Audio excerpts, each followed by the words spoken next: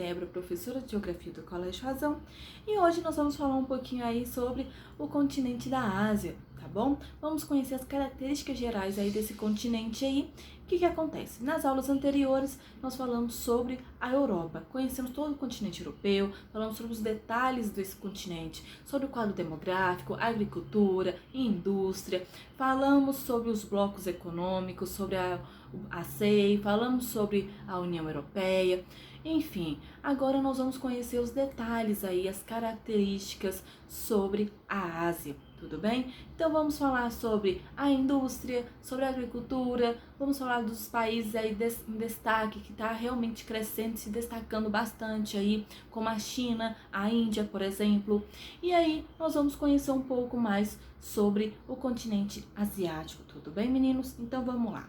Turminha, o que acontece? O continente asiático é um dos maiores continentes aí do nosso planeta. E aí o que acontece, pessoal?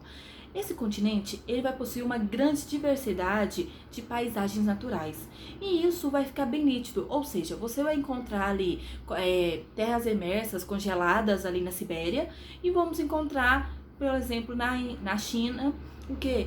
Uma temperatura úmida, quente, alagadiça ali em uma determinada área ali na China.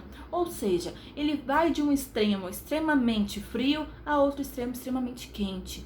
Então o que acontece? Essa diversidade climática aí vai dar mais ou menos uns 10 climas diferentes aí, uma diversidade natural incrível. E isso vai fazer com que esse continente seja extremamente rico, tanto na parte de recursos de extrativismo aí, mineral, quanto também na parte da agricultura.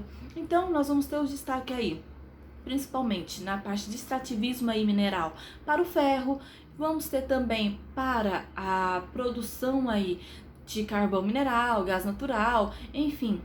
Principalmente na sub-região do Oriente Médio, vamos ter um destaque do que? Do petróleo, tudo bem? Em compensação, na agricultura nós vamos ter o destaque aí, principalmente na China, da agricultura aí do arroz. Então isso daí vai fazer um fortalecimento aí na sua base aí de exportação de produtos e vai fazer um desenvolvimento econômico aí nesses países do continente asiático.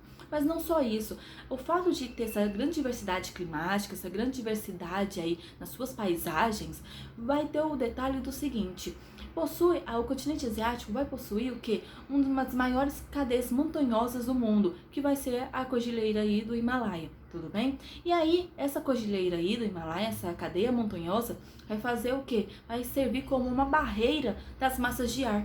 E essa barreira das massas de ar é o que vai fazer o quê? Vai proporcionar essa diversidade no nosso clima aí da Ásia. Tudo bem, meninos?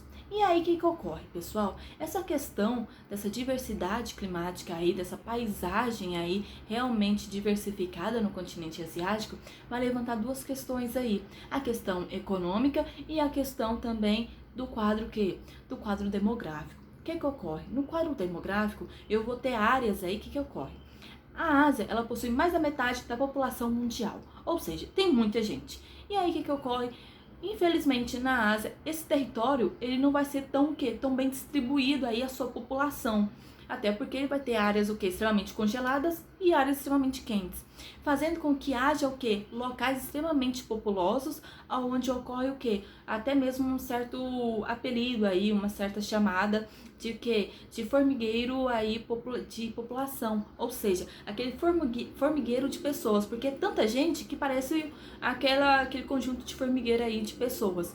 E aí, meninos, o que ocorre? Eu também vou ter esse quadro na questão econômica, onde eu vou ter uma grande diversidade aí na minha produção, principalmente na parte do seguinte: o que ocorre?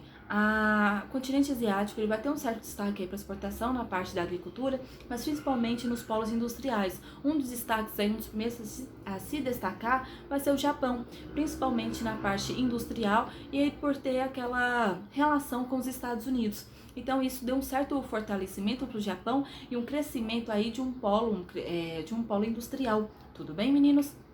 Mas isso daí não se vale só para o Japão, até porque hoje em dia nós temos um destaque tanto para a China e para a Índia aí, principalmente nesse tópico aí de industrialização, mas não só da industrialização, como eu posso dizer, de fabricação de diversos produtos, mas também principalmente na parte da informática aí, tá bom, meninos?